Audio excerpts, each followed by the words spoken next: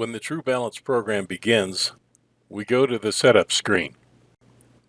There are many details and options, choices that we'd have to make, but let's assume we don't have any background at all, and we could go to the wizard. The wizard will ask one question at a time, walk us through everything, and even has some help screen if we need it. First item, do you need all identifications for a full report? Well, what if I'm not really sure why it's asking that question or what it's asking for? I could hit the help button. I get a little paragraph here. It says if a report is generated for this balance job, it would make sense to identify the person responsible for balancing, the machine's ID, and the machine type. If the report will not be generated, then this could be skipped. So let's assume we're going to do a report. And therefore, when I hit yes, the first thing it's going to ask is who's the lead person performing this balancing. Just put my name in there and apply. What's the machine ID? I'm just going to skip that one. What type of machine is it? This just really controls a graphic for the most part. Let's say it's a motor. And we're doing a single plane or a dual plane. We're just going to do single plane. Do I want a regular single plane balance or a 4-run no phase balance? We're just going to do a single plane. Do you want to work in ounces or grams? We'll work in grams today. Add weight or remove weight? We're going to add weight. Do I want to split the weight into evenly spaced intervals, such as on fan blades? No. Which way is the shaft rotating? I'm going to say it's going counterclockwise. Will you use the past sensitivity vector? No. Do you need to know the total imbalance? If I say yes, it needs to know the radius where I'm adding or subtracting weights. I'll say it's a 10-inch radius. Do you need to compare to a tolerance? Yes, I do. Now it needs to know the rotor weight. I'll say 23.5 pounds. What is the nominal RPM? Let's say it's 1800.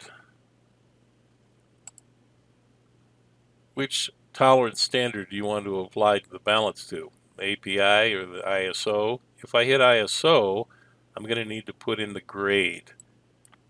About G2.5. Select vibration parameters. This is really going to indicate how we want the vibration to be displayed. It actually doesn't affect the calculations. We could say it's imperial or metric, velocity, displacement, or acceleration, and peak to peak, or RMS. I'm going with these settings. Now run the machine and take measurements. When we run the machine, if we have our transducer set, we just hit the acquire button. This would normally take about 6 to 12 seconds to actually acquire, but here we have it sped up a little bit, and now we have an amplitude and a phase. I hit apply. It says stop the machine and add the trial weight. We're ready to put in a trial weight, and if we put in the RPM, the rotor weight, and the radius, then this button will appear at this point for calculating the trial weight. This just does a quick calculation of about how much trial weight would be necessary to produce enough load on the bearings equal to 10% of the static weight of the rotor.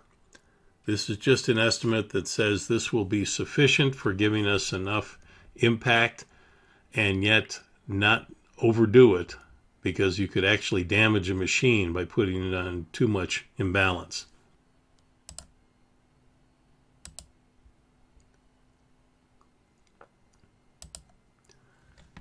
In this case, it's telling us that 1.15 grams would be sufficient at that 10-inch radius. But if you know a little bit about the machine from your own experience, you have a better estimate what it can take, then you can certainly use that. In this case, I know on my little demo it's not that sensitive. I could put in about 10 grams. Now, for adding the trial weight, I could punch a number in here if I know the exact angle, or if I'm just going to estimate and go by the position, I could bring this dot to the visual position that I put the trial weight in and put it in that way. When we hit apply, it reminds us to run the machine and take measurements.